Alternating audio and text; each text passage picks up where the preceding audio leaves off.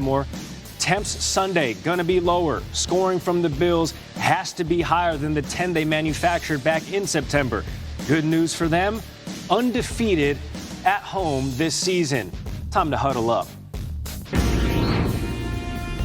Pro Bowl wide receiver Zay Flowers did not practice all week, but the Ravens have not officially ruled him out. After Friday's practice, I asked Ravens coach John Harbaugh whether he thinks Flowers will be able to play Sunday. Harbaugh told me, I think he'll have a chance. Flowers has been sidelined since injuring that knee in the regular season finale 2 weeks ago. But Flowers has been making progress. He participated in a workout before Friday's practice where he did some running while wearing a brace. Ravens quarterback Lamar Jackson told me it would be a huge challenge if Flowers can't play. But he added, they have a lot of players who are locked in and ready to step up.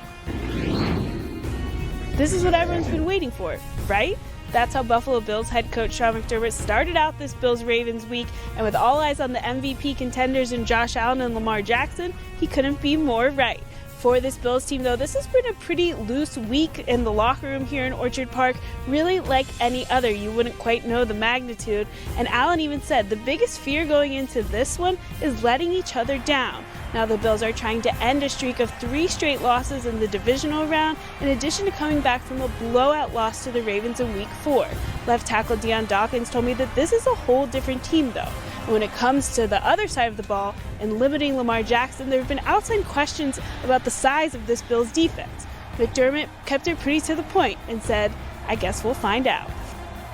So you see a postseason graphic with the Chiefs and you're like, oh, this must be great. Actually, the Bills are trying to avoid being added to this list and avoid being eliminated at home for the 3rd straight postseason, having been knocked out by the Bengals and the Chiefs in the divisional round the last 2 years. In the league's history, only 3 teams have been eliminated at home 3 straight postseasons. The Bears, 86 through 88, those Chiefs in 16 through 18, and the Saints from 2018 to 2020. As promised, our Brain Trust is back. That means Louis Riddick is here to talk a little shop. Louis, a lot of similarities between Lamar Jackson and Josh Allen. What is the biggest difference between them that will be or could be a factor tomorrow? Well, look, Gary, I think it's really about the opposing defenses that both of these teams are going to be going against and how they really match up. Look, Baltimore's defense is just huge up front, and they're deep up front through their front 7. I mean, they go 300 plus across the board. And this is a football team that when they do go sub, and they put 5 defensive backs on the field and Marlon Humphrey moves into the nickel and you have Kyle Hamilton at safety, they're still big and physical, which makes it tough for any team to run the football on them. And when you flip it over now, when you have Baltimore's on the football field offensively, and they put their big people on the field, and Patrick Ricard comes in the game and he winds up playing that hybrid fullback, tight end type of position, it is tough for any team. I don't care if you're matching big on big to go up against this high-powered Baltimore rushing attack, because not only do they have a vertical slashing component with Derrick Henry, they have the horizontal, lateral perimeter component with Lamar Jackson and Justice Hill. And on top of it, look, for Buffalo, think about what they like to do defensively. Think about the personnel they like to put on the field defensively. They love to play nickel. They play nickel the majority of the time. And they're not the biggest team up front. And if you remember, going back to their first matchup, when they have sub on the football field, you just are not going to match up well. They didn't match up well against Baltimore then. Derrick Henry was able to gut them when they were in that personnel grouping. So tell me how that changes in this football game. Tell me where the physical matchup, when you're talking about player for player, changes in this game as opposed to 3 months ago. I just don't see where it's changed. Buffalo's a different team, as Deion Dawkins mentioned. They don't want to let one another down. And you know what? They're a team with a whole lot of pride, and Josh Allen is an absolute freak show. I get it. Baltimore is healthy. Lamar is a freak show. They are big and physical. They've made changes on the defensive side of the ball to not only shore up the pass protection, but they can stop the run against anyone because they're 7-8 deep up front with huge guys. I see this matchup as favoring Baltimore, and I've said all along, and just like every other team that plays Baltimore says, the only thing that will stop Baltimore is Baltimore. Because 1 through 53, this team is stacked. They are. I hope Zay Flowers is able to play. If he doesn't, obviously, as Lamar has said, it really does put them, in a bind. But this team is big, physical, and talented. They are a hell of a team to try and match up against. I'll just put it that way. Massive defensively, and 6'2", 250 in the backfield. Derrick Henry, part of that Week 4 271-yard rushing attack in that win against the Bills. Divisional weekend, Chiefs well rested, hosting the Texans on ESPN and ABC. Patrick Mahomes looking to stay perfect in divisional round games. He's 6-0 all time, 13 touchdown passes, 0 interceptions in this round of the playoffs. Okay, KC, a team, they've won their last 7 playoff games, tied for the 3rd longest streak in NFL postseason history, behind only the early 2000s Patriots and the 60s Packers. As for the Texans, 0-5 all time in the divisional round, including the 2019 divisional loss to those Chiefs when Houston was up 24-0 before Patrick Mahomes happened.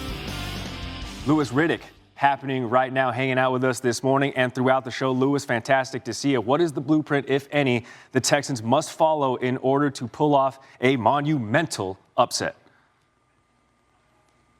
Look, I think first and foremost, when you're going on the road like this, winning the turnover battle has to be priority number one. For CJ, he has to protect the ball better than he did in their first matchup when he went in their Arrowhead. So that just means, look, no extra possessions for Kansas City, no giving them any short fields, and make sure once they get in the red area in particular, he has to be like a surgeon. He has to be like a surgeon when he's throwing the football. Nico Collins is going to have to play a big role in that. He's a big target down there. They move him around. They're creative with him. He has to continue to be that way. And Joe Mixon is going to have to find a way to be a factor, both running the football and catching the football out of the backfield. It has to be 6. They cannot settle for 3. And then on the defensive side of the football, it's got to be about communication, man. They got to make sure that they're not turning anybody loose with the way Kansas City is very creative as far as creating mismatches and creating confusion. And they have to tackle. Patrick is going to use his legs. A lot of things that they have to get done, but they're more than capable of doing it. Houston picked off Justin Herbert 4 times last week, so they're certainly not going to be lacking confidence coming into this game, but stepping up a weight class, taking on Patrick Mahomes. On the other side, the Chiefs side of things, let's talk about Travis Kelce. 13 straight playoff games with at least 70 yards. Louis, how do you anticipate KC using him today? See, like I was talking about with Houston, right, as far as making sure they communicate and make sure that they are assignment sure. Kansas City is going to try and really mess with that, and they'll mess with that by formation variation, getting Travis off the ball in particular, and allowing him to get some free access down the field. When you put Travis on the line or keep him in the core and people can get their hands on him, that's where he struggles. So they're going to move him around. You'll see him in the backfield. You'll see him in motion. You'll see him in stacks and bunches, especially when they are anticipating man coverage. You're going to see a lot of rub routes, a lot of situations where it's just good old-fashioned basketball. They're going to try and create some situations where he can weave his way through traffic and beat man coverage. And look, Travis knows how to play backyard football better than anybody. Sure. So anytime Houston is in zone coverage, you're going to see him sit down, find the voids, and him and Patrick will just go to work. It's a tough task. That's why he's a surefire Hall of Famer. But again, this is part of what DeMeco Ryans knows they have to get done if they want to win this game and pull off the big upset. And we are closing in to that 4-hour Eastern time kickoff. That is the AFC game, Louis, that we're going to see today. Louis is going to break down that NFC game in just moments. Randy, what you got? I got a nightcap here. The 1 seed in the NFC, the Lions of Detroit, have been waiting for this. Now here come the Commanders. The Lions are rolling offensively. They were one of the top offensive teams in all of football in all of the regular season, leading the league in points per game, ranking second in yards per game. Detroit's also aggressive defensively now, blitzing on 37% of opponent dropbacks this season. That is the second highest mark in the league. As for Washington, Jaden Daniels setting a rookie quarterback record, rushing for 927 yards. He'll face the Lions team that ranked 31st in yards allowed per rush in 2024. Back with Louis Riddick, familiar with the Commanders organization to be sure. I want to start with Jaden Daniels, but one of the great stories in the league this season. How do you put into perspective the impact he's had already? I mean, really what he is, he's like culture in a bottle. If you could literally go to a convenience store and be like, look, I need some culture, man, it would be like it would be Jaden Daniels kind of smashed into a bottle, because that's what he has really brought to Washington. What he has done is he has changed the entire conversation around there from, man, I hope we're just competitive this year, to now it's about expectations, about winning division titles, about winning conference titles, about, dare I say, could we get back to the Super Bowl like we used to do back in the glory days of Joe Gibbs? He has infused all of that into that organization, into that building, into that region in a way that they have not seen in a long, long time. And I know people automatically go, well, what about RG3? It's different. It's different. This kid is and that's not to take anything away from RG3 or be disrespectful to him. Mm-hmm. This kid's passing is on another level. His leadership is on another level. The way in which he has galvanized this entire organization is on another level. There is no split. There is no, well, one faction of the building wanted one guy, one faction of the building wanted another guy. It is all in alignment right behind Jaden Daniels. And that is something that, look, that's something that rivals, it's what Patrick Mahomes did to Kansas City once he really took hold of the reins down there. He's going to have that same effect in Washington. And I know that sounds huge, and that sounds like outlandish expectations to put on a rookie, but that's what they're looking at down there because that's how special this young man is. I mean, the team has 12 wins to this point, and Jaden Daniels has certainly been elite against the blitz, and Detroit blitzes a ton. So if you're Aaron Glenn, you're the DC there for the Detroit Lions, what should your approach be tonight? Well, I think first, as far as, when the blitz is coming, you want to disguise it. You don't want to give Jaden answers to the test any sooner than you have to, because he has shown you that he is very much so way down the road as far as his maturity and his ability to recognize what's coming, use his tremendous athletic ability and then that lightning quick release to beat it if he can identify it pre-snap and understand where he needs to go with the football. So that's what you want to do. Number one, you want to disguise it. Number two, you want to get as many free runners on him as possible. And Aaron Glenn is as good as any at attacking protections and making sure that he always has one extra and or he messes up the communication within the protection so he has a free runner on Jaden.